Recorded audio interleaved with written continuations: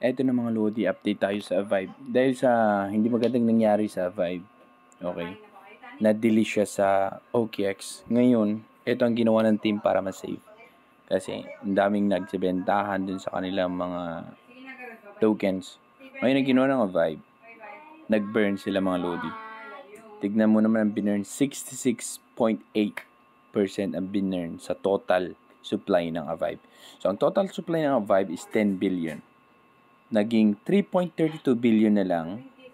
Ang natanggal is 6.59 billion tokens. Ito yung promise nila nung una nilang post. Nasabi nila, wala na silang allocation sa team para lang ma-save itong project. Ganun katindi yung team ng Avive, mga Lodi. So, ito yung proof. Pwede nyo i-check Avive World. Pwede nyo i-check sa ARB. Okay, Arbitrum sila naka-stay. At napakababa na lang yung kanilang token supply. Naging 3.32 billion. Sigurado ito mga Lodi. Sa ngayon siguro hindi pa maramdaman. Pero pag meron na yung mag-materialize na yung mga ginagawa nila. Kasi mag-materialize yung ginagawa nila sa project nito. Sigurado ito. Aayos yung price nito mga Lodi. Ayan, burn 66.8%.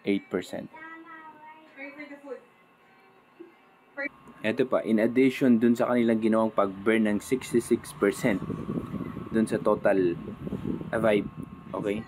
66% continuous buyback and burn program. Ano ibig sabihin nito? Siyempre, ito kasi free mining nung una, so ang daming nagkaroon ng malalaking allocation dito, nakuha nila. Ngayon, pag may nagbenta, ang team, binabuyback nila yun.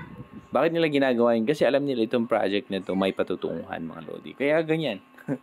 Believe din ako sa team kasi lahat nag-agree sila, yung buong team. Wala silang makukuha.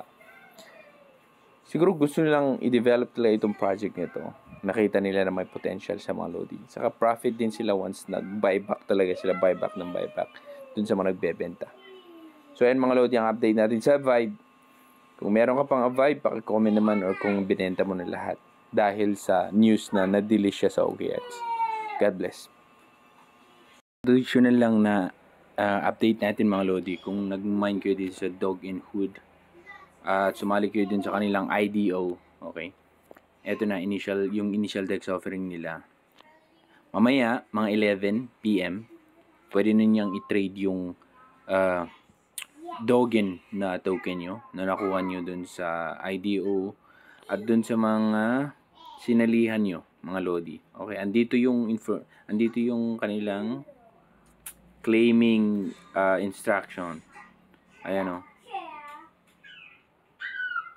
Airdrop recipients, investor, IDO participants, app Dogen Hood.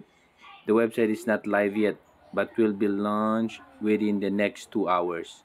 Okay, so anong oras na ba ito? 7:58. Oh, lapit na. Magiging live niyan. Pwede niyo ma-check yung Solana wallet niyo na kinonect niyo dun sa Telegram. Pwede niyo i-check. Or kung bumili kayo ng mga NFT nila, pwede niyo yun ang open niyo kasi may mga kakibat na reward yun. Dog in na token mga Lodi. At pwede niyo yung i-trade yan sa kanilang sa centralized exchange. Okay? Dito sa MEX. Pero pag decentralized dito sa my Radium ata yan. Okay? So, pwede nyo i-check yan mga Lodi. Punta lang kayo dito sa Twitter nila, Dogen Hood. Sundan nyo lang yan. Make sure wag basta kabit ng kabit sa mga ibang, kasi may mga nagpo-post ng link na kung saan pwede kayo may scam. Once na connect nyo yung mga wallet nyo, wala na. Okay? So, make sure na nanggagaling lang dito sa Dogen Hood kung saan kayo magli-link ng wallet. Ito siya. Okay? Ito siya. So, please, ingat-ingat, okay? Ingat lang mga Lodi.